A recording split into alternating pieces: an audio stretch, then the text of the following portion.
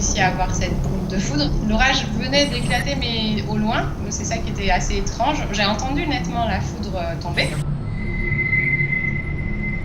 Et donc j'ai vu une espèce de lumière traverser, passer de la cheminée et ressortir dehors par la fenêtre qui était restée ouverte. Depuis plusieurs siècles, les récits se succèdent et se ressemblent. Des boules lumineuses qui apparaissent lors de violents orages lévitent de façon chaotique pendant quelques secondes avant de disparaître soudainement.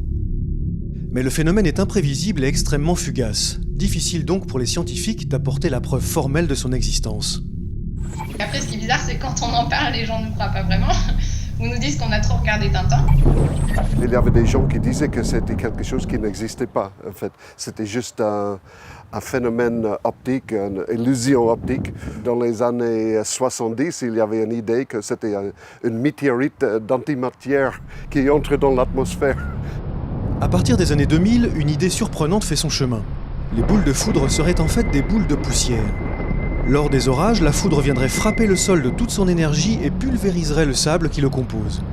Devenues incandescentes, les minuscules particules de sable formeraient alors un nuage brillant qui s'élèverait dans les airs. Quelques années plus tard, en 2006, le physicien israélien Eli Djerbi réussit à reproduire un tel nuage en laboratoire, puis l'analyse avec l'aide de Brian Mitchell. On avait une foudre qui flottait dans l'air, qui était très brillante. Donc c'est un espèce de modèle de la foudre en boule. Et en 2014, preuve ultime, une équipe scientifique chinoise réussit à filmer par hasard le phénomène naturel. C'était une équipe à Longzhou en Chine qui étudiait la foudre et donc ils ont filmé la foudre pendant un orage.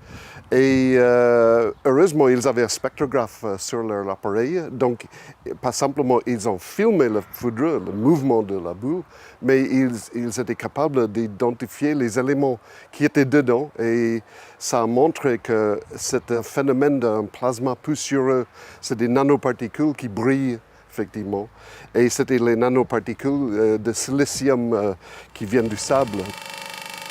La composition de ces boules de feu est désormais connue, mais de nombreuses questions restent en suspens. Un éclair, ça tombe, on va dire, très très vite, alors que ça, ce qui était effectivement assez étrange, c'est qu'on a le temps de s'apercevoir que ça passe. Voilà. Il y a toujours un problème d'expliquer cette durée de vie. Si c'était un plasma, comme un plasma qu'on a dans les tubes de néon par exemple, s'il n'y a pas une source d'énergie, ça disparaît dans les millisecondes. Donc il n'y a pas de raison qu'un plasma peut balader pendant 10 secondes dans une pièce. Les scientifiques émettent alors une hypothèse. L'oxygène présent dans l'air jouerait le rôle de carburant et entretiendrait le phénomène. Pour tenter d'en avoir le cœur net, Brian Mitchell retrouve Olivier Sublemontier, spécialiste des nanoparticules. Leur terrain d'expérimentation est le synchrotron Soleil, où ils vont pouvoir étudier grâce à un faisceau de rayons X l'action de l'air sur le silicium plus ou moins chauffé. Ce sont des échantillons de silicium qui se présentent sous la forme de nanoparticules de silicium. Ça se présente sous la forme de poudre qui ont un petit peu l'aspect de cendres. On va fabriquer une suspension de ces nanoparticules, c'est-à-dire qu'on va les mettre dans un liquide et dans ce liquide, ils seront distribués de façon très homogène. Et ensuite, on va vaporiser ce liquide pour faire un brouillard, une sorte de brouillard de nanoparticules qui ressemble à ce qu'on peut avoir dans l'atmosphère au moment de la foudre.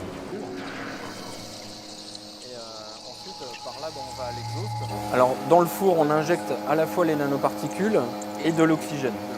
On ouvre le jet de particules sur la lentille.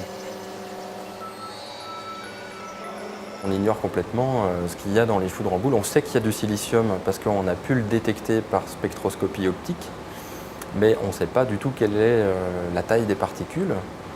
On ne sait pas du tout si elles sont fortement oxydées ou pas, et combien de temps elles mettent pour s'oxyder, et est-ce que ça correspond à la durée de vie des foudres en boule. 10 jours durant, les deux scientifiques sonderont les entrailles des boules de foudre, espérant comprendre le rôle de l'oxygène dans leur durée de vie. Ces travaux permettront par ailleurs à Olivier Sublemontier d'en apprendre un peu plus sur les nanoparticules de silicium qu'il étudie dans ses propres recherches pour concevoir les panneaux solaires de demain.